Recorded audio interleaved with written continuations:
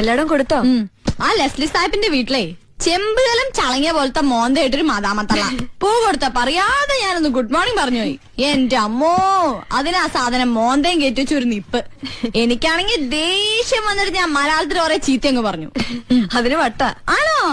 അതാ അവസാനം thank you പറഞ്ഞത്.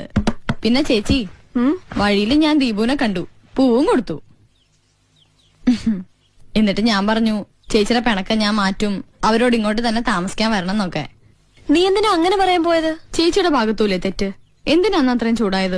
അത് പിന്നെ ആ ഭൂതത്തിന്റെ വർത്തമാനം കേട്ടപ്പോ. അവരോട് പോവാൻ പറ, നമ്മുടെ ഇഷ്ടത്തിനല്ലേ നമ്മൾ ജീവിക്കുക.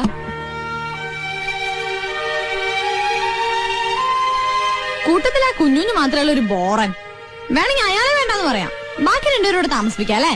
അല്ല, അത് അന്ന് അയാളാ കുഴപ്പം മുഴുവൻ ഉണ്ടാക്കിയത്. വൃത്തികെട്ടവൻ, പരമനാറി, സാമദ്രോഹി.